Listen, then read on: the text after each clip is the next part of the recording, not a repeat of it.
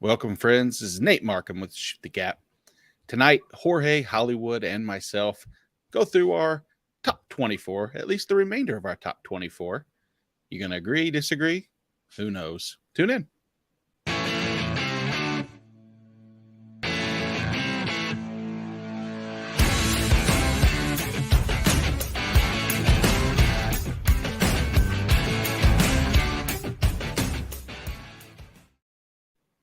Good evening, Hollywood. Good evening, Jorge.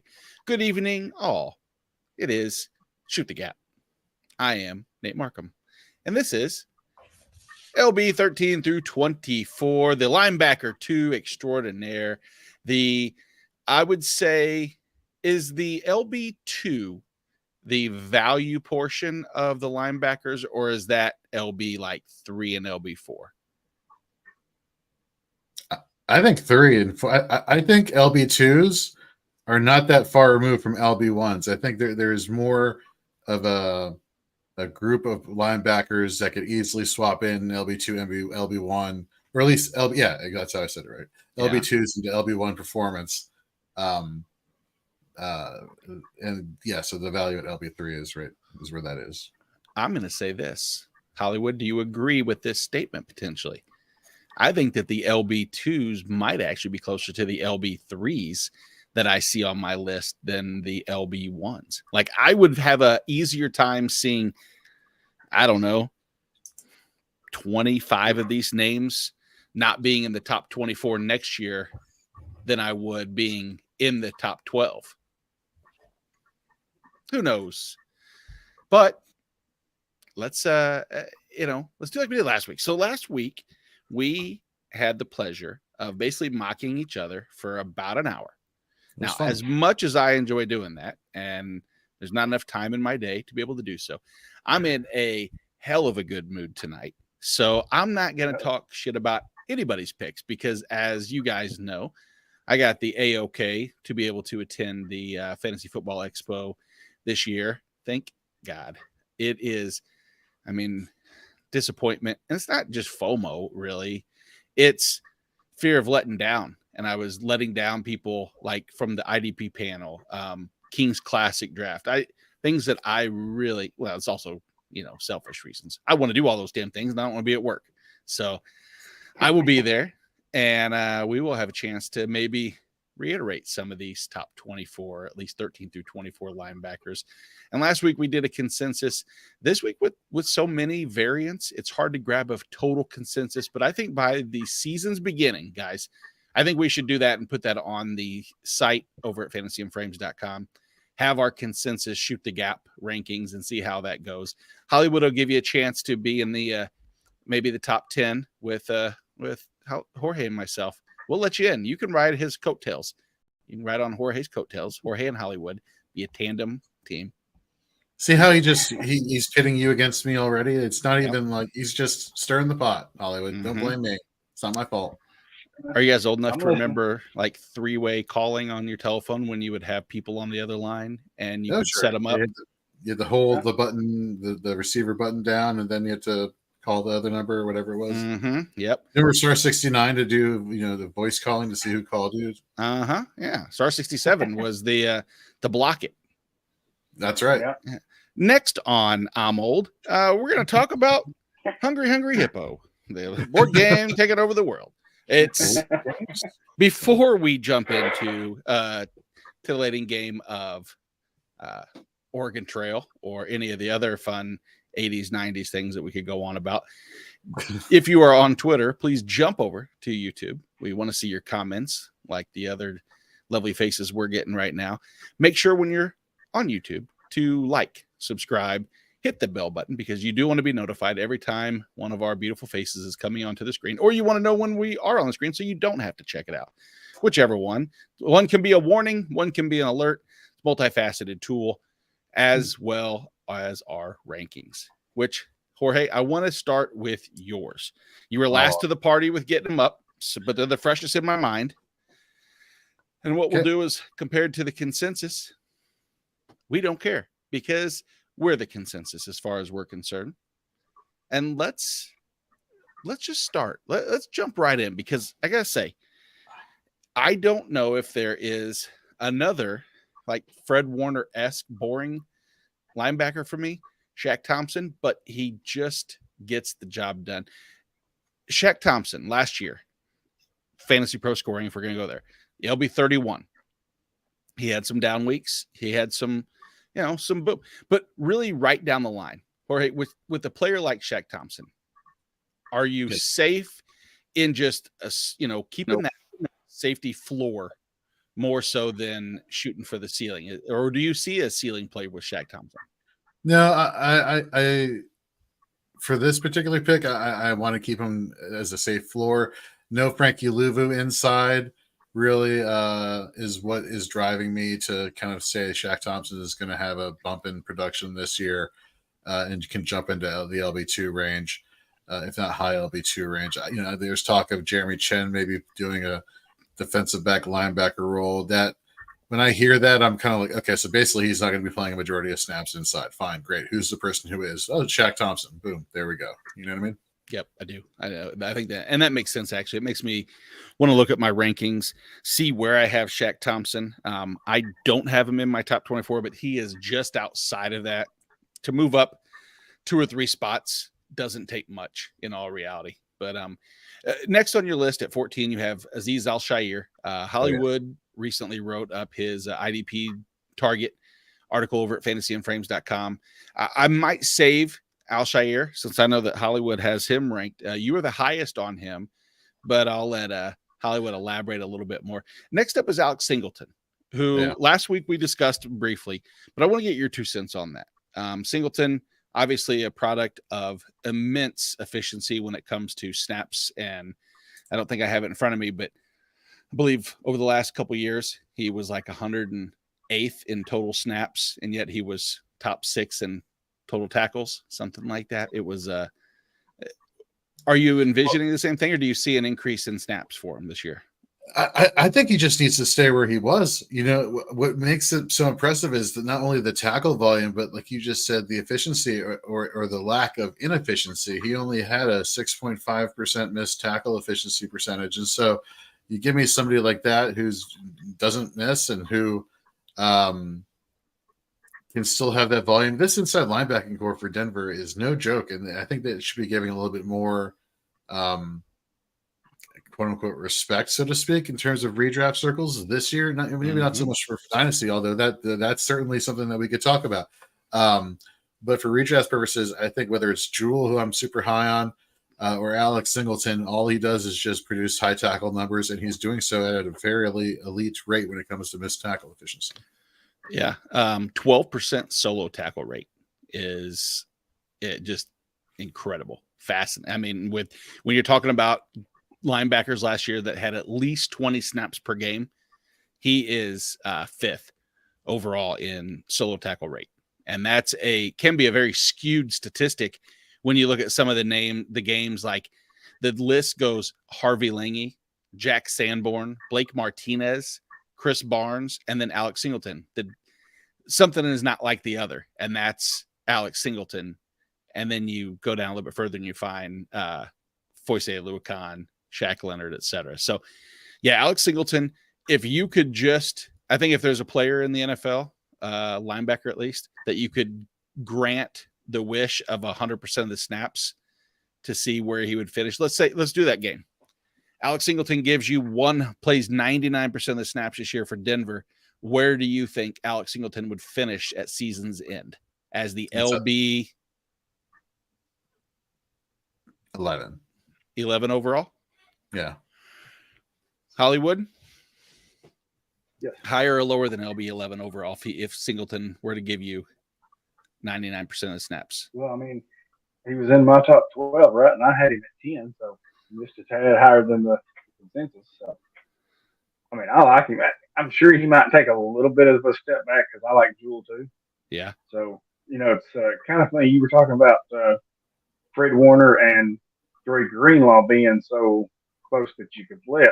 I kind of think Alex Singleton and Josie Jewell is going to be that close this year. It's going to be a coin toss between the two of them.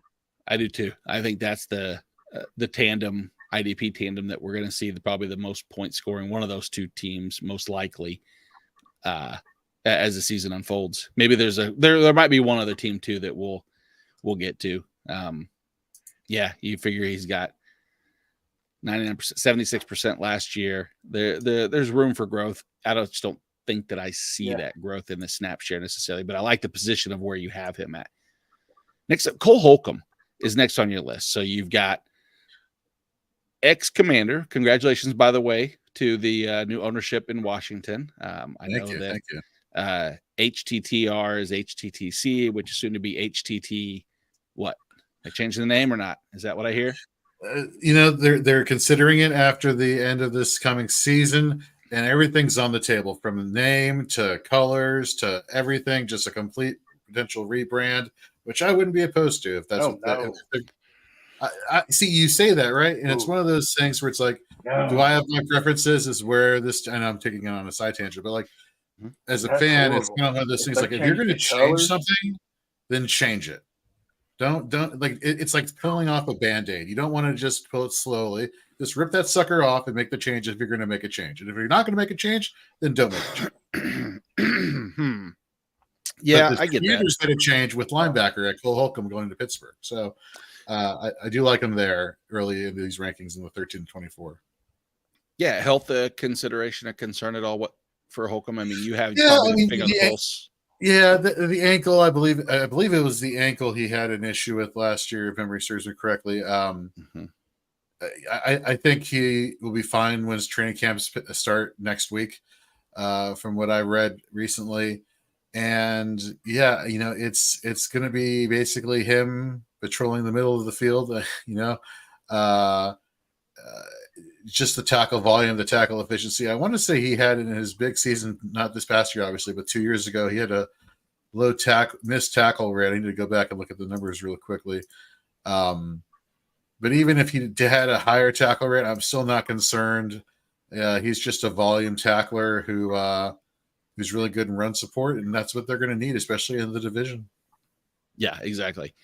His first 7 weeks where he played before the injury, he was firmly in that LB2, the end of the LB2 range, but he had some pretty productive weeks, especially 5, 6, 7 leading to that injury.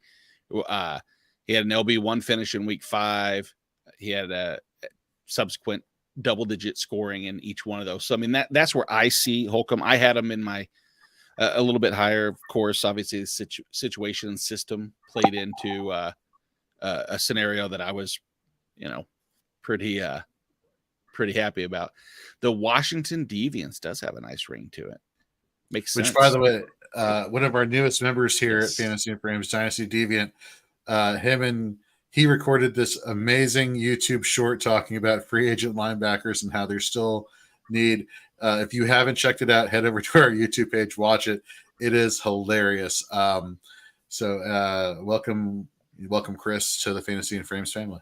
Yeah, Chris, you set the bar extremely high for everybody else. Like, I don't even want to try to do anything because, number one, I couldn't pull off the hat. I couldn't pull off the comedy. And it was great. I really. You have the hat on. You know who you look like? You look like Bruce Arians from the Tampa Bay Buccaneers / Arizona Cardinals, which is not something horrible. It's not like I don't think that's an insult per se. Sean Teague says "Hail to the Whores" might not work. Probably not. If we're saying the Washington Jorges, that's definitely there. Chris, that would actually be awesome. I mean, I'd laugh, but I mean, I don't know if everybody else would find it as funny. Hail to the whores. Hey. And everybody. Well, see, what I like, I mean, you'll appreciate this, Nate, back when ESPN used to make funny commercials. When Jorge Posada would walk down the hallway and everybody would go, hip, hip, Jorge, hip, hip, Jorge. If they did that, that'd be awesome. That would be good. Free agent running backs, not linebackers. Thank you, Gator. Did you say linebackers? I think I guess I did. I thought I said linebackers are on your mind. It's easy to do. Cole Holcomb would be on the mind of Pittsburgh Steelers fans as he hopefully leads him in tackles and every other statistic for your fantasy sake. TJ Edwards, who is no longer on the minds of the Philadelphia Eagles, takes his talents elsewhere. He was Hollywood. You had him higher than both I and Jorge, but Jorge seems to have him firmly planted in. Is this another one of those maybe situations where dual linebackers, one's going to feed off of from the other, or are you not too concerned? That's a great way that's a great question. I'm not concerned. I'm not concerned with him getting his. What? What are you saying, Hollywood? Are you talking? Are you talking? Yeah, what are you doing? I was. Yeah, what were you saying? No, I was trying to say something. Go ahead. All right, fair enough. Well, I done forgot now. But that's all right. Come on. Awesome time. No, I think he's going to get his solos, and I think that's what's going to really help to establish his fantasy floor. That's he's not exactly your assisted tackle monster per se. 99 solos to 60 last year, so he's definitely solo heavy when it comes to tackle production. And I'm not a huge fan of his running mate now off of Lakeshore Drive in Chicago. I'm not a huge fan, but I can't ignore certain things, which is why you may see him on this list currently, which we'll probably get to towards the end of the rankings here. Spoiler alert for those who are not watching. But I just think the solo tackle numbers are going to propel him into that firm LB2, potentially borderline LB1 range this year. Yeah, consensus ranking wise, he is in that range of LB13 overall to the LB20. I think that's probably about as safe, both floor and ceiling as you can ask for. Just consistent, and like you said, the solo tackle, 10% solo tackle rate. I'll take that all day in Chicago. Hollywood, what were you getting ready to say, or what were you saying that we couldn't hear? Oh, I don't remember what it was now. Dynamite. We're good. Dynamite drop in. Sorry. Nope. Sorry. Maybe you were saying, hey, when we talk about one new location transplant going into Eric Kendricks, who leaves Minnesota, and better or worse landing spot overall, do you think, for Kendricks' fantasy value? Landing no, I'm talking to you, Jorge. You have yeah. So I should have clarified. It's not. Yeah, it's not ideal, right? But it is. He is a high volume tackler. Again, he had that history in Minnesota last year. You saw with him and Jordan Hicks, there was an issue there of one eating into the other's production, and then they went on like streaky performances, if memory serves me correctly. He lands with the Chargers now. Excuse me, with Chargers. Chargers. Yeah. Yep. Drew Tranquill's not there. Kenneth Murray is kind of on his way out there in Los Angeles in terms of just playing himself out of a job. They drafted Henley from Washington State, who probably is going to usurp Murray at that position. So the inside linebacking, tackling, run stopping position there for the Chargers is wide open there. The tackle volume is there. The only concern I have are divisional opponents. You look at the Chiefs, they have Pacheco, but he may not even play the first 6 weeks. I think he was listed potentially as missing. And who do you have? You have a shifty, Josh Jared Jacobs. McKinnon. Well, no, I'm still on the Chiefs. You have Jared McKinnon. Yeah. So playing more in coverage, that's not really playing to Kendrick's game. You have Josh Jacobs, who may be sitting out for the majority of the season. So now they probably have insert name, who's probably a pass catching running back who will force the other linebacker to play in coverage. So we're taking away a lot of. Then we go to Denver.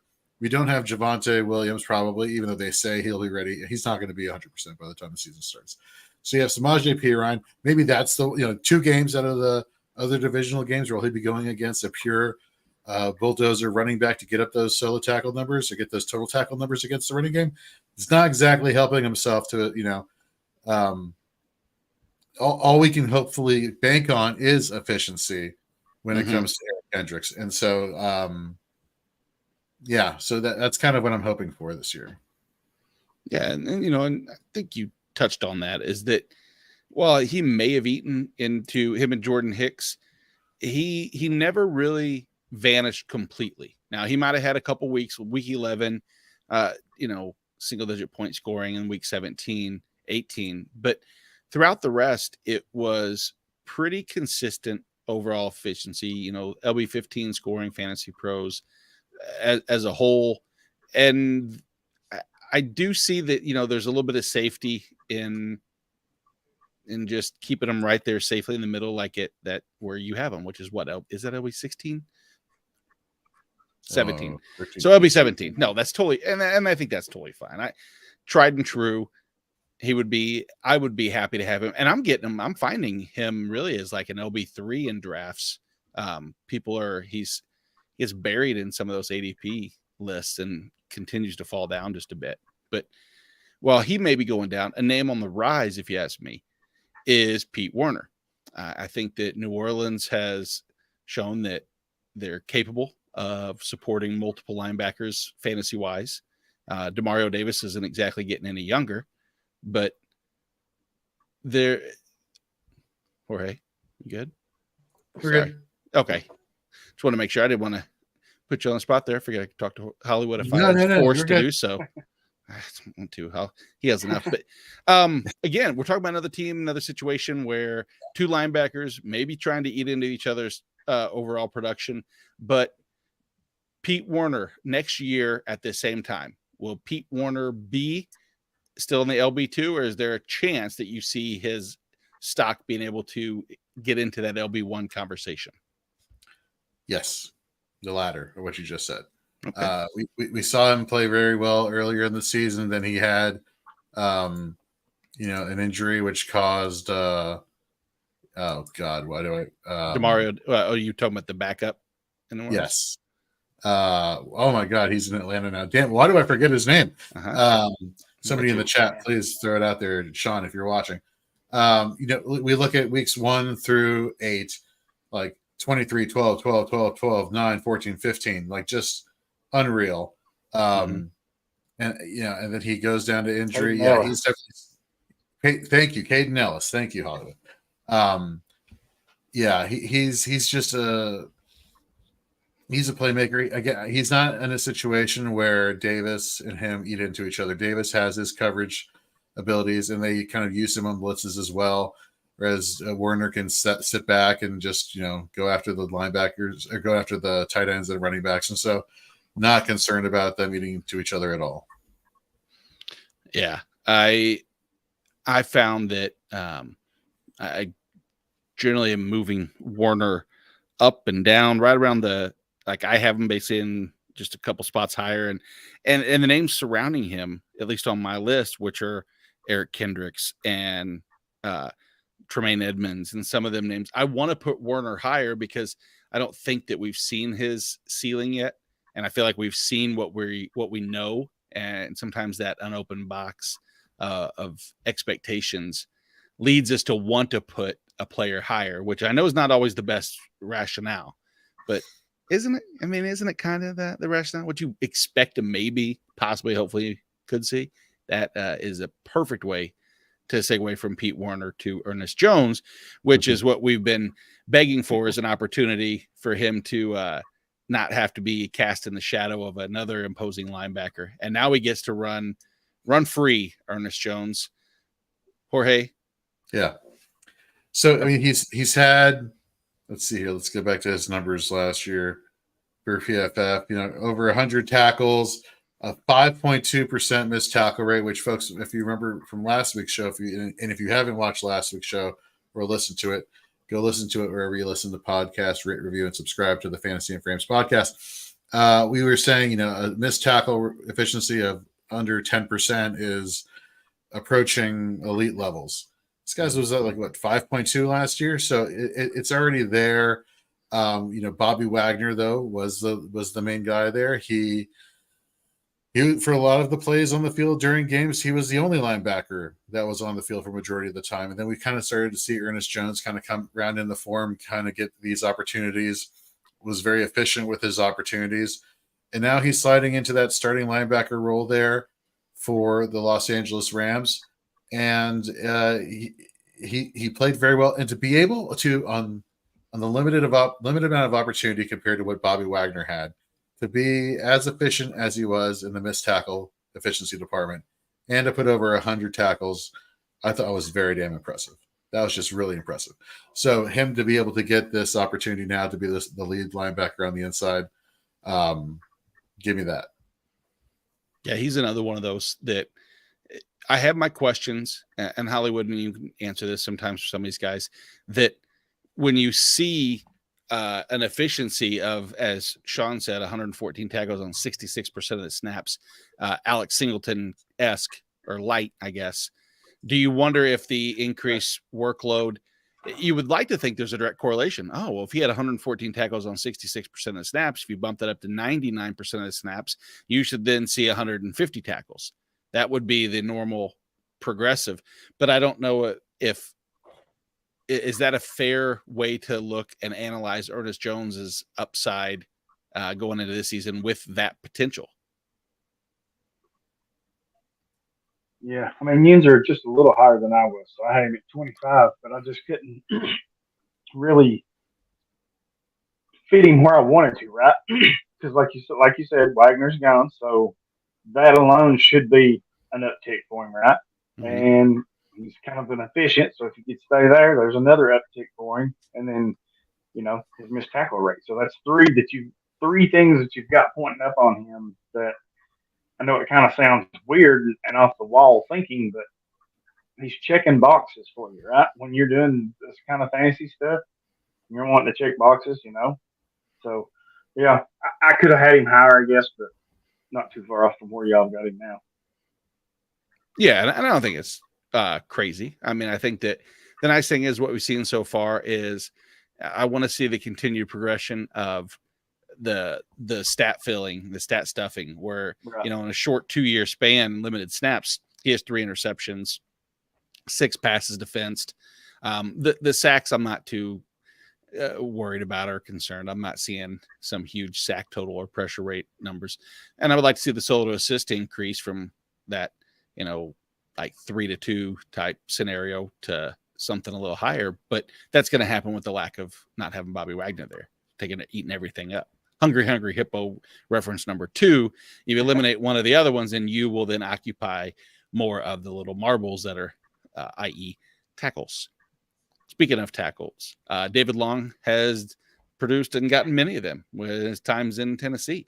Now he goes to South Beach, and because personally, I'm intrigued to hear, because I think you're the only person that has David Long, correct?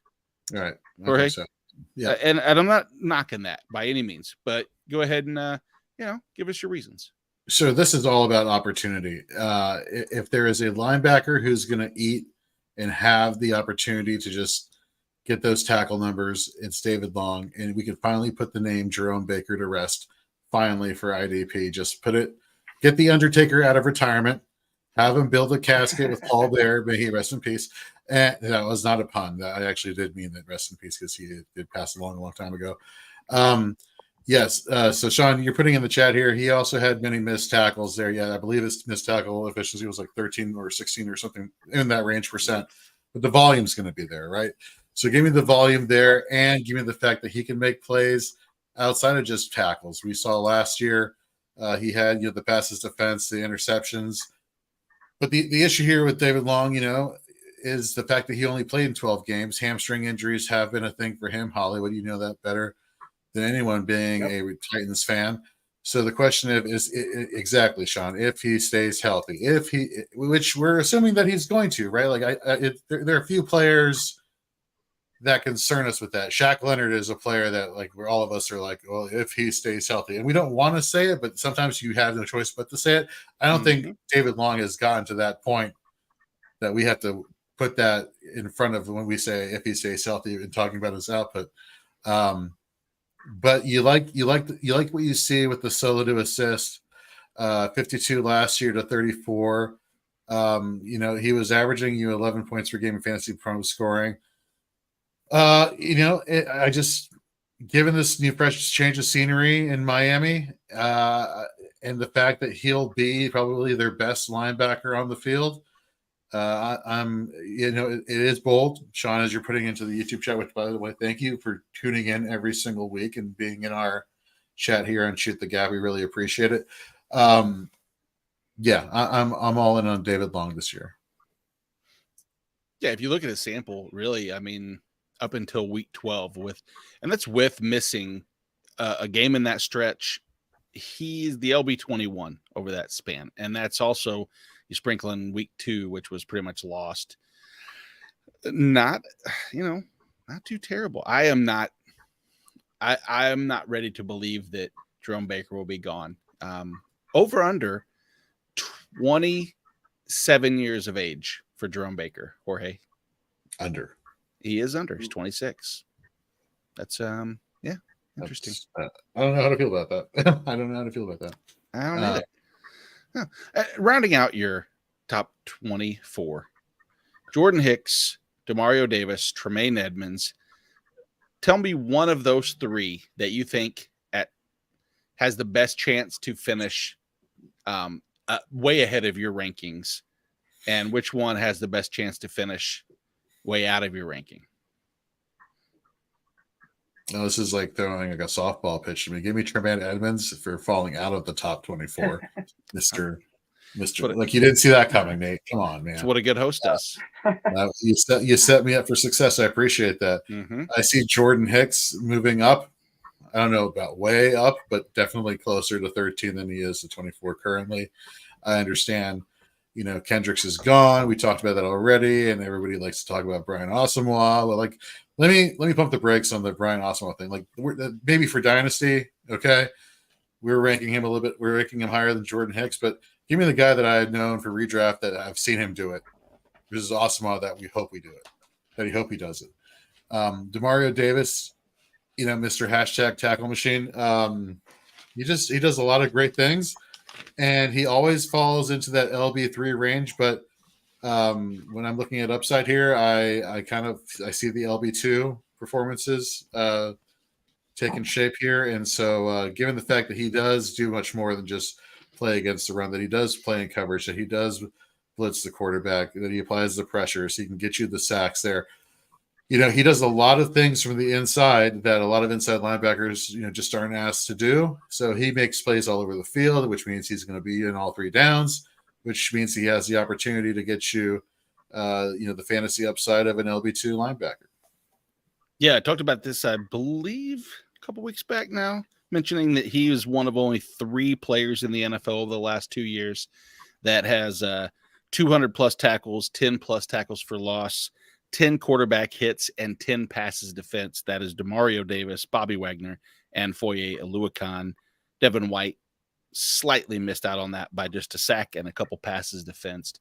But very, I just say ho-hum, but it's like, man, I wouldn't be too terribly shocked if he just stays exact. And it's kind of like what you're going to get out of the guy. Getting a little longer in the tooth, I understand that.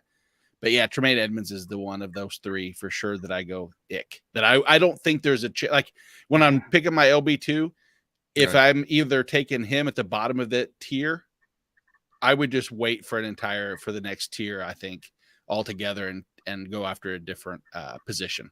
I think that's the problem is I just don't see a path to significant upside. And I don't know why exactly. It's not like I feel like maybe the hate in Buffalo for him or the missed opportunity to deliver on his draft capital and expectations has resonated. So it's funny that you mentioned that because just with the question that you started the show with today was, do these LB2s feel more like LB1s or LB3s? Everybody I listed prior to Tremaine Edmonds feels like a firm LB2 with LB1 upside. Edmonds is the guy who's like, okay, you feel like an LB2, LB3, which obviously he is, right? He's right at that border. Mm-hmm. But I could see him finishing as an LB3. The only reason why I have him as an LB2 is because that front defensive line for the Bears is just so bad. We saw in Buffalo that defensive line just had that rotation, but they were constantly efficient. They were constantly great at stopping the run. So it's not like you were getting many opportunities for tackles. when they got to that next level. Here, you're going to see that in Chicago. So I think both he and Edwards can both increase their stock there. Not so much Edwards because he's just efficient, but definitely Edmonds in terms of increasing his tackle numbers. Yep. All right, Hollywood, you have stayed nice and quiet for the past 34 minutes, 35 minutes. I hate that. I want to hear you talk a lot. So I'm going to ask you every possible question that anybody can have about your LB 13 through 24. You ready? Drink your beer and go. Yeah, I'm ready. It's truly. Access. No, yeah. It's truly. Oh my God. Nothing wrong with truly, Hollywood. Just admit it. It's fine. That man, I will find you. His liver would revolt. Keep it up. Josie Jewell. I believe yes, many would agree. Maybe one of the more underrated linebackers in the in IDP. I feel like when you have people list their top 24, I think that his is the name that seems to be overshadowed or just not talked about in that like I 100% see a path to an LB1 season for Josie Jewell. Tell me your reasoning as well. Obviously you have him at 13, so yeah, and I think I mentioned it last week because Jorge had him on his top 12, I think, 11 or 12. And I was like, that's not far off because he was one of the ones that was the hardest for me, right? To kind of figure out where I wanted to put him, and I settled with him at 13, and I think he could be a lot higher though, right? I think, even if there's increased volume in Denver, I think Singleton's comes down a little and Jewell goes up a little. So, and I think they're kind of interchangeable. That's what we talked about a while ago, right? Mm-hmm. Yeah, no, I feel don't hear too many people really going on about Jewell, and maybe that'll change this year. I think that maybe some of the attention taken away from the offensive side of the ball, which won't happen. That's the thing. He'll probably get overshadowed again because it'll be the Sean Payton, Russell Wilson rebound season is what the expectations are, and the defense will have to try to bail him out just again, and we'll see. You have Quay Walker as 14. I have Quay Walker as an IDP target that I wrote up over at Fantasy and Frames, and so I know what I see in Quay Walker. I'm intrigued to hear if because it feels like many were down on Quay. At least consensus that I've talked to, a lot of people I hear are concerned, and I'm wondering, you obviously don't have any concerns. Sky's the limit. Yeah, I kind of think so, right? Because, well, for one, the elephant in the room, Rodgers is gone, right? So, what's that offense going to look like with him gone? Which has to lead me to believe that there's going to be a drop off in their ability to win games, right? So, right. I think the defense is going to be on the field a little more, especially early until they kind of navigate the first few games and see if they were right or wrong, because they're going to know pretty quick, right? Probably within the first 3 or 4 weeks, they're going to be like, oh, or they're going to be like, man, we're in trouble or something, So I think the defense will be on the field more. And he had 7.5 tackles per game last year, so that put him at 121. So if he kind of takes that next little natural progression, then tell me I can get 131 tackles out of it. So I would think that's right up there, right? And he was only 10 away from that last year. So I think the upside there is with him. Yeah, and doing some research on him, digging a little bit deeper, it was very telling. The one thing I found out that if there's cautious pessimism is the fact that they did have a tendency to take him off the field, not all the time in run play, but they struggled in run defense last year considerably. Maybe that's the reason why is maybe he'll be better at run stopping. But in the penny formations, et cetera, that they ran, we saw him off the field in a little bit. And that, 82% snap rate, obviously I want to see increase. And I think that will, especially considering how good he was in coverage. He was number 2 in catch rate behind Fred Warner amongst all linebackers. So that positive right there. Like you said, the 119, 100, however you look at it, 14% tackle rate. He has an 18% pressure rate. He had 12 pressures. He was 13th amongst all linebackers in blitzing last year. Will that change this year? I don't know. I don't see a reason why necessarily. Same defensive coordinator, same situation. I mean, different situation now. Maybe having Van Ness, they feel that they'll be able to, with a healthy Rashawn Gary, maybe they won't blitz him as much. But even if it's lessened, I don't think the 18% pressure rate will stay, but it shows that he's capable. That athleticism, he's a freak, man. And so I'm right there with you on Quay. Jorge got my notes yesterday or the day before, whenever it was that I wrote him, and he's like, "Are you sure you want to put this out? Because you don't sound too optimistic." And it was caution, just because I'm hesitant to, like, I have him at 15 when you guys see my ranking, so I'm right there with you, and I want to pull back. I don't want to hurt myself, because I can see all these positives that happen. And he's a Devondre Campbell little injury away from being like he was the LB5 during the time when Campbell was out, so over that stretch, he has that upside. Levante David is next on your list. I'm disappointed that I don't have him in here, just because I value him as a player quite a bit. He's right outside my top 24, so it's not like I'm disrespecting him. But do we think, I mean, two things to look at. The offense is going to suffer. There's no doubt. This offense is going to be bad. But he's been, very productive, even with a good offense. So even if it doesn't get that much better, do we worry at all at any point the age cliff, or is that just, fodder? He's 33, but his play's not really showed a major drop off yet, right? He's clearly not what he was when he came in as a rookie or whatever, those first 3 or 4 years, whatever. Right. But that kind of, what you mentioned, kind of sold it for me, right? That offense is not going to be as good as Brady's going. You're going to have Baker or whoever out there, and I just think they're going to be on the defense more. So I think there's just going to be that natural uptick for him. Yeah, and that's kind of, what's crazy is I just looking at some of his numbers. You have to go back to his rookie year to where he didn't have a forced fumble. He's had as high as 5 in a season, 5 forced fumbles, 5 fumble recoveries in 2017.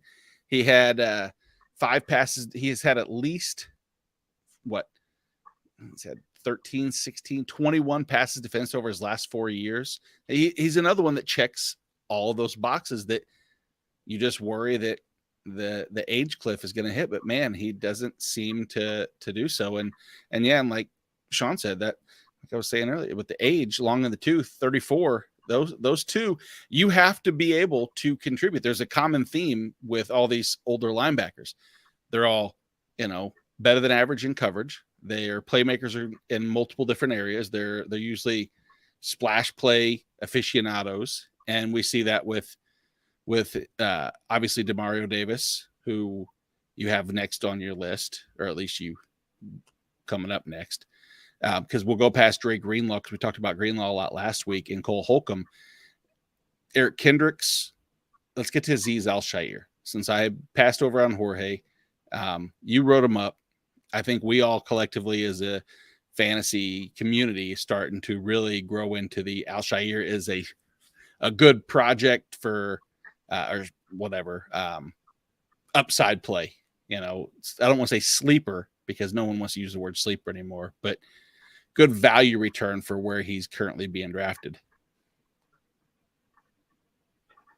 Yeah, it's all about the opportunity he's got, right? He goes from the third wheel in San Francisco to the main show in Tennessee, right? Because they literally have nobody else there. Monty Rice, that's it. And as good as we saw him back in 2021 when Greenlaw got hurt and missed, look how well he performed then, and that was as still playing Robin to Warner's Batman, right? So Yep.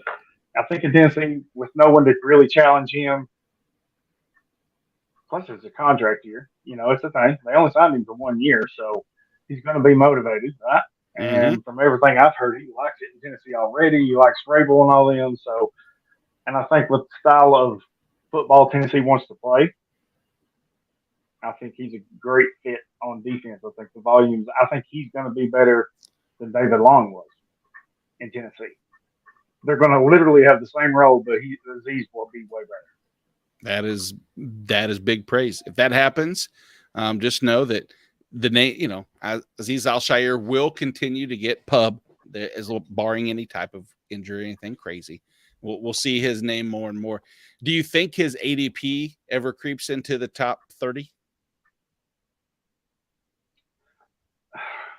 No, because I think a lot of people think linebackers deep overall, right? So yeah, when you think something's kind of deep position, you kind of like, well, I guess I should rephrase. I'm sorry. Round or two, and I mean, do you think he'll be a top 30 linebacker drafted, since he's outside of the top 30 consensus linebackers? Because I don't. Yeah, I think he will. Okay, I think the traction can happen. I mean, don't get me wrong. There's, once some of the other guys start drafting them and they see his name in some of the mocks or in the other publications, you'll have a lot of late drafts right now till the season. So yeah, they're seeing all this and reading all this. So I think there'll be a big uptick once the season gets here, training camp and all that stuff. We are getting close to the season starting for sure. There it is. As each breath we take, seems like it's getting closer and closer. Each breath we take is getting closer and closer to the name I want to talk about after we go through here is Demario Davis and Shaq Thompson we talked about. But Devin Lloyd. Devin Lloyd is, I would say, if you look at last year starting the season, Devin Lloyd came out like gangbusters. Fantasy Pro scoring, he started off with 14.5, 16.5, 18.5, 13.5, 13, then 9, 6, 3, 7, 7, 3. Do you think that first 5 games, obviously you think it's repeatable and doable for the rest of the season? What do you think happened with Devin Lloyd as a whole? I mean, the playing time started to reduce a little bit. There were some people concerned with him being not necessarily an ideal position for Devin Lloyd. At least that was some of the conversation. Fill me in. Right. I mean, I thought there was going to be a natural uptick for him, right? Because like we said in our top 12 episode, I had Alulikon down a little bit. I had him at 3. So, and I don't think Alulikon repeats that success this year, and I think Devin Lloyd is a big reason why. I think he's into that a little bit. Is he going to be the first 5-game player, Devin Lloyd, that we can see? That was a pretty hot pace that he put up there right out the gate because he had 2 games with 3 PBUs. So, because he was leading the league in that category early on. But I just think another year in the system, another year watching Olukun, right? Yep. I think he's talented. Clearly, he's a good player because I had him in my top 3 or top 5 rookies last year's draft. So, I think he's going to take that next step this year and eat into Alulikon's box score a little bit. But I think they're set in Jacksonville with those 2. And what's his name didn't really, when he come in, he didn't really knock him out of the job, right? Chad Muma? Muma. Yeah, so Muma didn't really affect him, right? I think he just kind of hit a little bit of a rookie wall because that's a lot sometimes. You're going from, 13, 14 in college to, if you go into the playoffs, you're pushing deep into the year, right? So you're looking at 18, 19. That's a pretty big jump. So, yeah, I think he does it, though. I think fantasy owners that draft him are going to be pleasantly surprised with his output this year.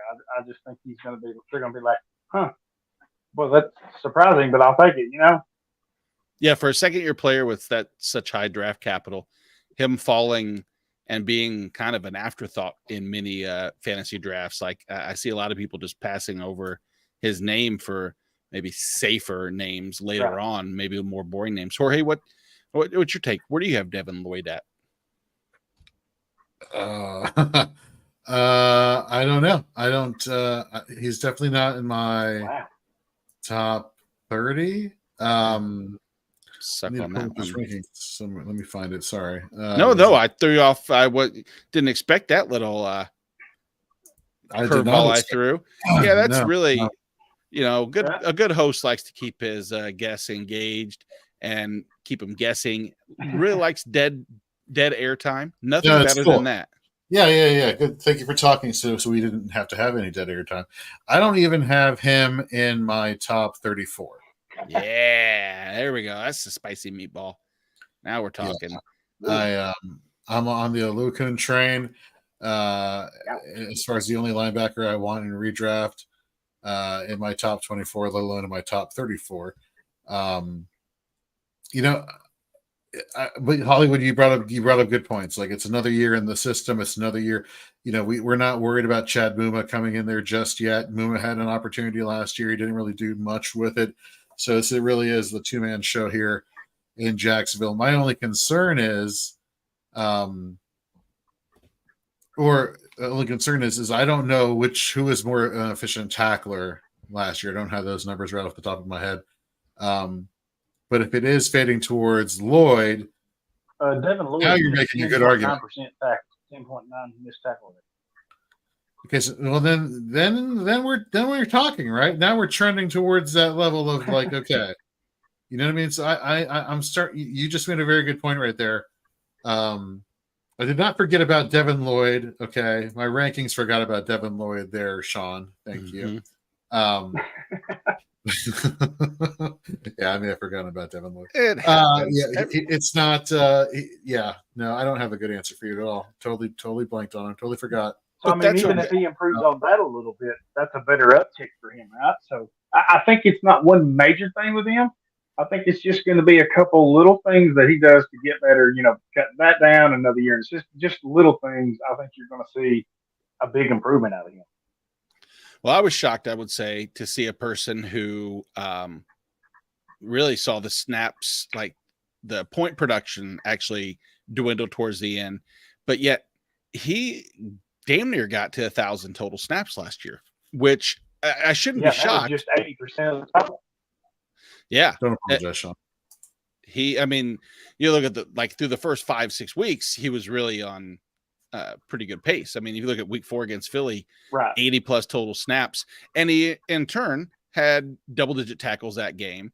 So with the snaps will come production, but my only fear, and something maybe it's too early to harp on completely, is a 6% solo tackle rate. But that's because when you have a Olukun next to you, I would be hard pressed to find anybody second fiddle that has a higher than 8% solo tackle rate whenever you have a top 12 linebacker in the same backfield or in the same, sharing the field with you.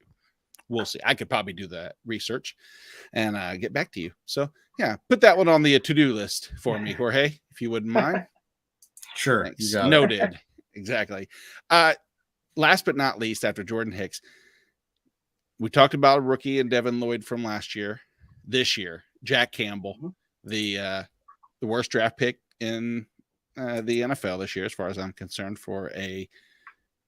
in reality, maybe not from IDP standpoint, a landing spot, but terrible. I think it is what it is. Sorry, Detroit fans, but I love Jack Campbell, the player. Jack Campbell, the IDP talent, Hollywood. What do we think? Do we think it's going to be Jack Campbell? Is there a chance that Sean is correct and it could still be Alex Anzalone season? Oh my God, no, that's not happening. That's not happening for a lot of reasons, right? I felt like we've already talked about this a little bit, but they brought Anzalone back as a security blanket, right? Because they had no idea that they were going to get Jack Campbell where they got it in the draft. No idea. Now, to piggyback off that, when you move up to take him at 18 or 19, whatever it was they picked, Mm-hmm. You didn't draft him to sit on the bench. He's going to start. He's going to play.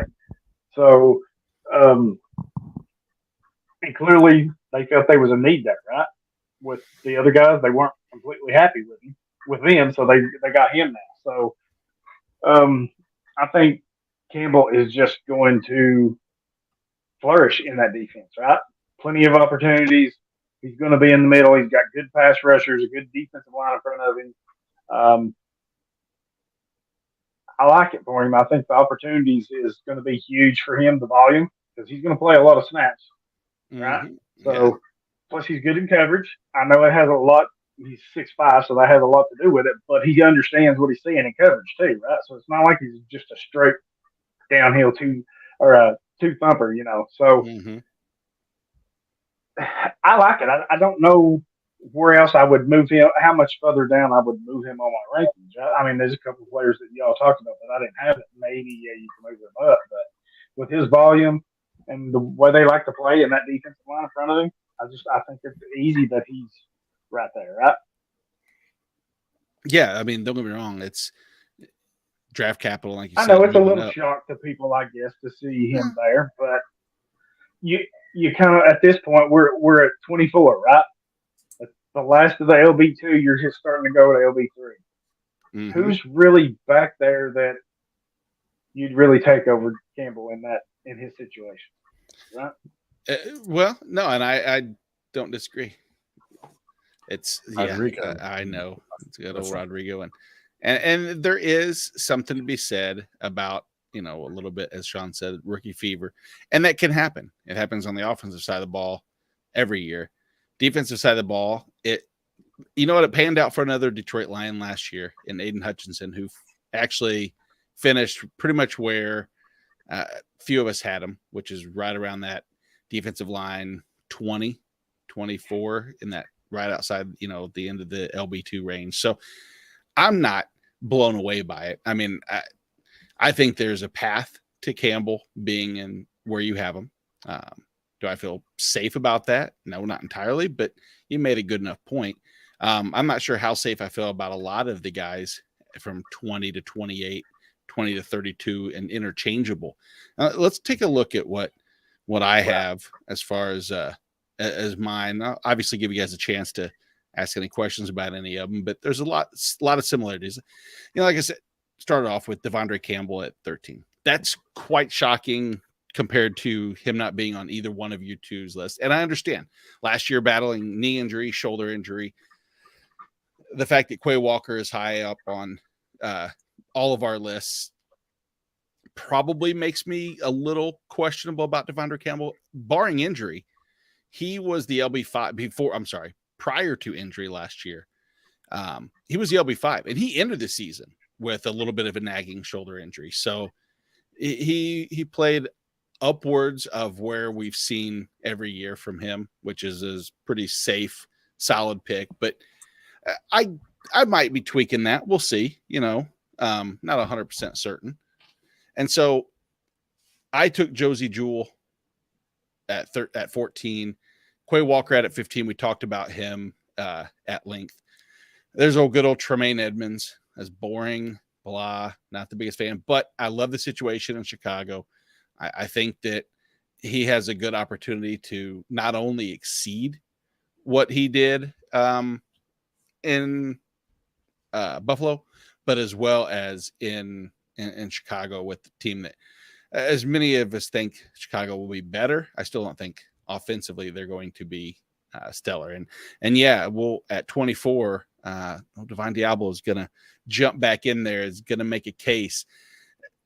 Eric Kendricks, Pete Werner, TJ Edwards, Alex Singleton, Ernest Jones, and all names that we have seen so far on other lists.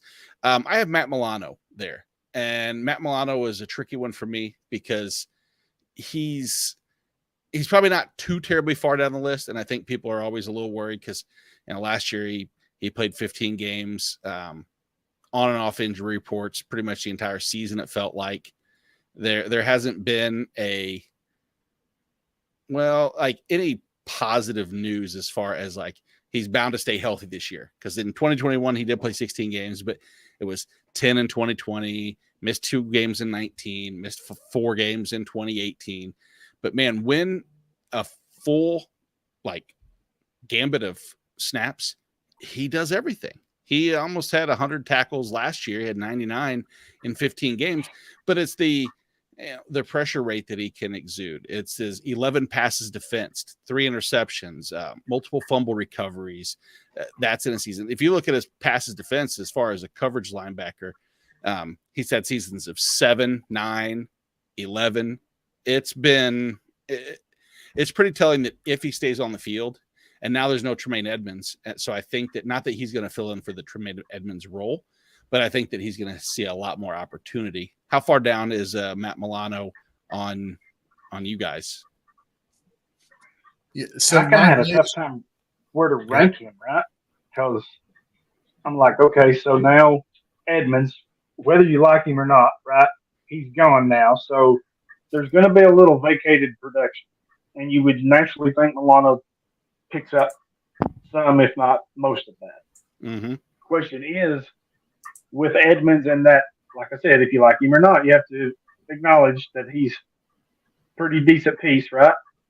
So does he make Milano better, or is Milano actually going to be a true LB1 that can do this by himself? And that was my concern with Milano. So I didn't know exactly where to put him because I think, like I said, the volume will be there. Mm-hmm. But I had him outside, like an LB3. Jorge?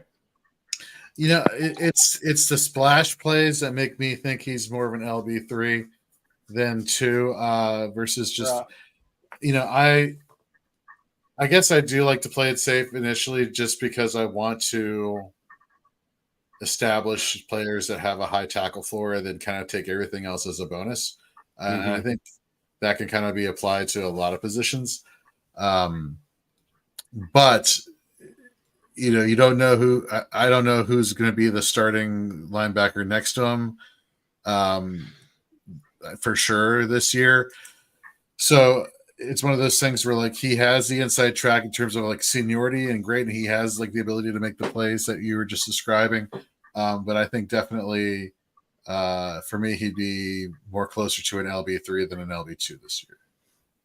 Yeah, and I don't have a problem with leaving him pretty much right. For me, there sometimes his build, whenever you have Milano added to a team, would need to be someone for me as an LB, you know, even if it's an LB2, I definitely want to have my entirely safe. If I have Nick Bolton, I'm fine with taking Matt Milano late as a 2 because he'll come in as you'll get him as an LB3. So even if I get him as my 3, I like that splash play upside. Maybe even, you know, we're seeing IDP best ball becoming more popular lately. Maybe that's a good one where he, in those games where he has the 3 passes defense, the interception to go along with 6 or 7 tackles, and he has that big week, which we saw. I mean, he's more than capable of putting up like, you know, everything's not going to go back to Fred Warner talk and how he never had an LB1 finish in the week, but Milano had, you know, 4 of them last year. He had 2 20-point games, almost 3, and a 30-point game. So the big upside play is there. Again, whose rankings do you want to go with? Safety and Jorge, chaos with Nate. I think we know which one. Chaos. Well, where's Hollywood fit in? Where does Hollywood fall into here? Why you got to bring me into your stuff, man? Yeah, well, Jorge, I'm just asking. I'm just asking. That's all I'm just asking. Jeez, it's all about you, Jorge, Hollywood, Jorge, whatever hell you are. I probably got him closer to 35, somewhere in there, maybe. Like, I just got to see it, I guess, in his being the league guy. That's a fair thing. That's exactly right. That's a very fair thing to say. The same thing kind of goes with, I mean, honestly, is there much difference in terms of being the lead guy than there is with Al-Shaair? I mean, we've seen him play when called upon in San Francisco, but I think, you know, 2 different roles, 2 different situations. I don't want to compare the 2 guys. It's not fair. I think that I would compare more Al-Shaair with Divine Diablo in terms of how their similarities with given the top role. But I'm sorry. So for those who can't see, Sean put in the chat JIP Jorge, which if people weren't clever enough to pick up the fact that it's the J is supposed to be a Spanish J, so it's really hip Jorge, but he put jip Jorge. And yeah, I thought that was funny. Thank you, Sean. Yep. Jip, Georgie. Jip, Jorge. And as I said, Alshire is my 23, and good old Divine Diablo is my LB24. I think that's probably just wishful thinking that he's going to be entirely healthy for the season, which I think is looking good. I think we're seeing good reports out of camp so far that he is back, should be ready to go. They didn't do too much to that linebacking core as far as adding pieces, for me at least. That makes me worried. Him and Spillane, we saw in Diablo last year from athletic prowess. I mean, he was everywhere in multiple games. If you had a chance to watch like all 22s or even in person, he was around the ball. Might not have had the assisted or the solo every single play, but you never could look in that direction and not see Diablo somewhere wreaking havoc or creating chaos, if you will, Jorge. So that's interesting. Yeah. Thanks very much. If you guys do you have your overall linebacker list in front of you to determine someone outside outside your top 36 that could be inside the top 24 by the end of the season? I didn't ask you guys for this, so if you don't have it, we can just really easy. Yeah, I don't have mine. I'm trying to think real quick. No, here, I'll tell you what I'll do. Let's go with some the expert consensus rankings that we have for linebacker over at Fantasy and Pros. And let's go with some of these names here. Jorge, you tell me of these names for you. Do you think, well, here, we'll use Jack Campbell. Jorge? No, I don't see him jumping in the top 24.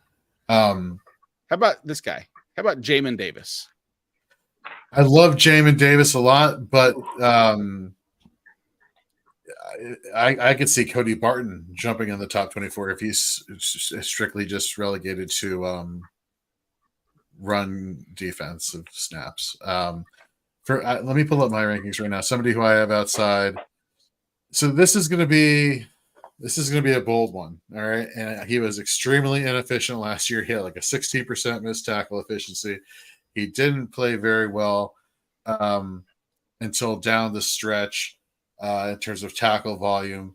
But I think he could take a tremendous step with D'Amico Ryans there in Houston, and that's second-year player Christian Harris. He may not be in the top 24, but he'll get pretty damn close to it, I think, this year.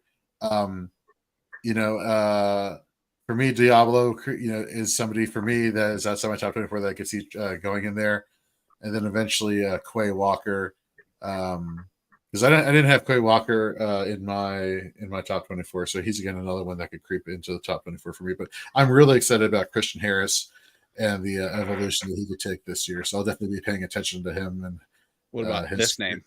What's up? Patrick Queen. Sean has. Stop it! Don't do that. Why, Sean? Why? Proud of you, Sean. I'm proud of you. You're encouraging this antagonizing of me. This is horrible. Yeah. I just said I was proud of him. He's done a lot of good things lately. You don't know. Who's done a lot of good things? Sean or Patrick Queen? Sean. Well, yeah, Sean's a good guy. Patrick Queen, garbage. I mean, that's not nice to say. He's in top 36 though, easily. Yeah. Well, I don't know.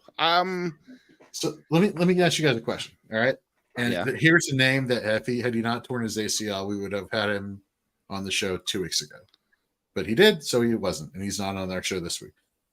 How comfortable are you in your IDP drafts taking a high upside gamble on Jordan Brooks as your third linebacker to have on your bench? Oh, I love the thought. Is he staying on the waiver wire? What's up? I said I love the thought, and I love the idea of having him there late season. But man, you have to be awful confident, I think, to do that. I mean, you can probably get him dirt cheap. I mean, in redraft, you're going to get him basically free, I think. Right. I think he's worth a shot. If you think you can build a team that's going to make a playoff run, that increases your chances with him, right? So I still don't like it. I wouldn't do it, but I can see the thought process of it. Yeah, and I mean the most recent like reports, I don't know how the Seahawks are optimistic that he's going to be ready for week 1. Right. I don't see how there's. I mean, granted, 8 months removed from ACL, and it wasn't multi-ligament injury, which is good because if it had, Right. I like Javante, so I mean, the recovery is a little better, but I mean, man, as a 3, yes. Here's the question though: is let's say that you are gonna throw out just the Fantasy Pros like their consensus rankings, and that transposes into ADP, and all of a sudden Jordan Brooks is now at the LB. Where the hell did he go? I just had him. Say he actually goes as an LB3. I don't know if I want to invest. How many linebackers are we starting in this 3 made-up 3 scenario? You have to start 3. Okay. I guess for this case, I said he would be my so two linebackers. Ew, that's even worse. Yeah. I would probably let someone I else don't like that. mess with it. But if super deep, like some of the IDP championship, amongst other IDP leagues that are going on, I think that's a possibility towards the end of the season. I don't know. I'm going to answer your question and say, no, I'll probably let someone else mess with that. Okay, so let me ask another question. Now that we've wrapped up the top 24 of ours in terms of defensive linemen and linebackers, let's talk about a linebacker who's now switching to a defensive lineman this year in Arizona with Zaven Collins. Yeah. What are we doing with Zaven Collins this season? And where do we see him falling? Does he have the upside for a top 24, or is he somebody that is DL, DLLB eligible, Yeah. 30 and onward? I just took Zaven Collins as my defensive lineman number 4 in the IDP league that you and I are in, Jorge. The best ball thing, yeah. Yeah. And he for might that, actually have more upside as a defensive lineman, right? oh, sure. I like that. That's kind of a good pick for you right there. I would never want to start him as a linebacker personally, just because I don't like that. I don't know, the back and forth. It has to be in some super deep leagues, I think. But, yeah, and this is definitely a deep enough league. And Sean, maybe you're right. I mean, pass on Collins, let someone else worry with him. I get it. I have, but so far, the one thing is they're moving Simmons too, right? They're going to play him as a defensive back now or safety. So you kind of it almost kind of equals out just a smidge, right? Because it's like they had 2 linebackers, and then all of a sudden they just split them both. One goes up, one goes back. Now what are you doing? So, yeah, and that's what they were saying today.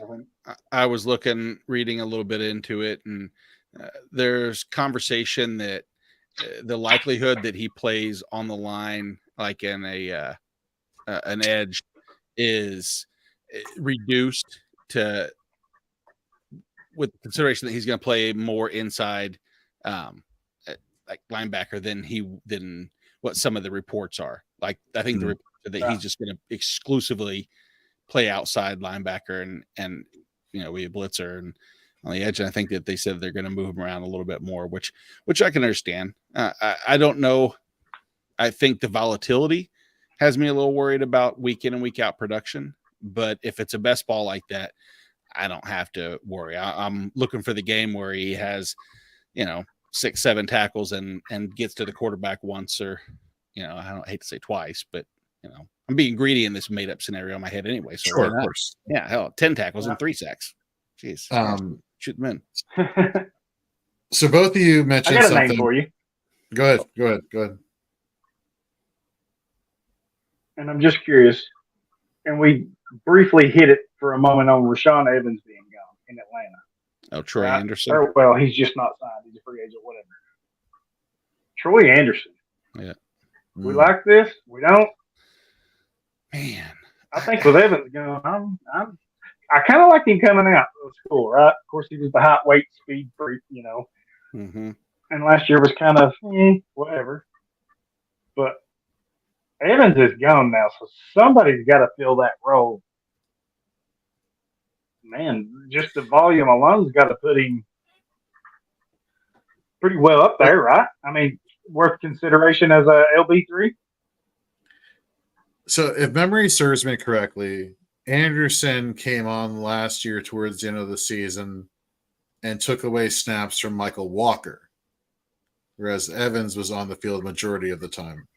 And so now they bring in the aforementioned Caden Ellis, whose name I couldn't remember at the beginning of the show, right? To kind of fill in. I think he's filling in the Evans role.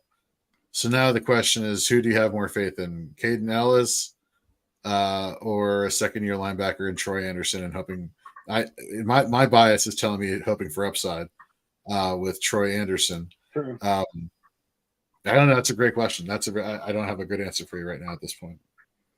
I mean, if we're talking dynasty, that definitely changes a little bit, right? Because you're looking at future years, the upside. But I think a redraft, I think that's a fair question. People don't really know what to do with him, right? Mm-hmm. I was just curious. Yeah, I was looking at some of Trey Anderson's just overall profile and saw that they did line him up and actually more like in the slot, especially when he was going to blitz, which he did considerably. I mean, he had enough 10% of his total snaps were pass rush snaps and led to actually 10 pressures, which was about a 22% pressure rate. And I know that that's not what I'm drafting a linebacker for, is his pressure rate, but Caden Ellis did the same thing at a much more, I'd say, productive clip. He turned those 20 pressures into 8 sacks, and Troy Anderson turned his into nothing, at least sack wise. And so maybe they'll line him up more in the middle and not let him rush as much, and then the tackle volume will go up, or at least the tackle floor, but then the actual like splash play volume may go down. So probably where I have him, which will be, let's see, what do I have him at right now? I have him at about 41. Might have to look into that a little bit and see. Yeah, that might be pretty close, actually. Yeah, I think consensus right now he's 36, right there. He's actually consensus ahead of Patrick Queen, so suck on that one, yeah. Sean. Ouch! Ouch! But before getting to that question, I wanted to bring two things up. That one, Nate, you mentioned, and one that Sean just put in here in the chat, talking about Kazir White season in Arizona. So coming out soon on our YouTube channel and over at fantasyandframes.com, we have 2 IDP target articles, 3 actually coming out. One is Hollywood's on Kazir White. One is Nate's on Quay Walker. And then I'm doing one on Bobby Okereke, which you should all check out. Like, subscribe on our YouTube channel. Let us know what you think on these IDP targets for 2023. So really excited to get all of our stuff out there and to help all you IDP managers get a hold of every piece of information you need to dominate your draft this year. Absolutely. Awesome. Guys, so Gator asked a question earlier, and I feel bad looking it over, and I got it right here. You got it. Which of the rookies are going to finish inside the top 24? Short answer is none for me. The easy answer for Hollywood is Jack Campbell. Which of the rookies could finish inside the top 24? My answer is I have 3 that could. I think that number 1, I think Jack Campbell definitely could. I think Jack Campbell has the best chance to finish inside there. Will he? Yeah. It's probably the most likely. The other one, Dorian Williams, is my number 2 in Buffalo. I think that when we said who's more likely, when you're talking about Terrell Bernard and Tyrell Dodson, Dorian Williams could play his way into it. And then in Los Angeles, I think that there's a path for Dion Henley to finish. I don't think they're top 24 guys though, but I think they're rosterable linebackers in LB, as an LB4 throughout the season. Jorge, any other names that I didn't hit on? Man, I like the Henley talk there. I think Drew Sanders is somebody that could play out for you. If he's even as a edge rush, I guess we're talking pure linebackers here. We're not talking about defensive end. We're talking true position. Yeah, I don't think anybody is dropping in the top 24 for fantasy this year. Mm-hmm. Well, Sean thinks could be, is that Evan Papo? I don't know if that's how you say his last name, but that's how I'm gonna say it. Yeah. And again, I mean, I guess in redraft, that's tough. Oh yeah, it would be really. I don't see a path, a clear path, other than us joking around that it's Kazir White season and pass on Zaven Collins and Cameron Thomas and you name any of the other linebackers that they have. I guess there's a case to be made. I don't know enough about him, to be fair, in terms of how he's going to fit into the system. And I don't trust any Arizona Cardinal linebacker. I've been burnt and I've been hurt. They make me scared. They make me scared. And I know it's a different system and different coaching staff and everything else, but I don't know. Fool me once, shame on me. Fool me twice, we'll never be fooled again. Right? Or you're not going to fool me again if you're George Bush, which I actually like his response. I meant to ask y'all last week. Sorry. No, what? So I meant to ask y'all last week and I forgot. And I have to do it now before I forget. But who's your all's defensive rookie of the year right now if you had to pick? Oh, Jack Campbell. Yeah. Man, it's a linebacker. Yes. It has to be a linebacker. I don't see these edge rushers. Does it? And that's what I want to say. I want to say Will Anderson because I think that. Well, I guess you consider Anderson an outside linebacker, maybe the edge, but he's I think it's him or Campbell, right? I think those are the two most. Yeah, but Nate, if he catches lightning in a bottle as a rookie and does what he did at Alabama, let's say, and he's getting, I don't know, in the NFL, he's getting 6-7 tackles a game, and he winds up with 8.5, 9 sacks on the year, maybe a splash play or two. He'll be right there with Campbell. Campbell's going to have to be consistent and solid, right? I think he's going to have to do it every week, hit some of those splash plays, but that's going to win him Rookie of the Year if he can do that, especially if Detroit makes the playoffs. So that'll make them look good, right? I don't think Houston is going to make the playoffs by any means, but you got to think that's the two leaders, right? Mm-hmm. Yeah, that's. Here's who Jorge's going to say now. Well, is there a name besides those two? I don't know if there is personally. Well, I mean, that's part of my question. I'm asking you: am I too zoned in on those two that I'm being oblivious to everybody else, or DeMarvion Overshown, Rookie of the Year? Oh boy, here we go. Takes Damone Clark's job, outperforms Leighton Vander Esch, dominates. Calling it here right now. Hey. Yeah, Noted. I mean, I like this.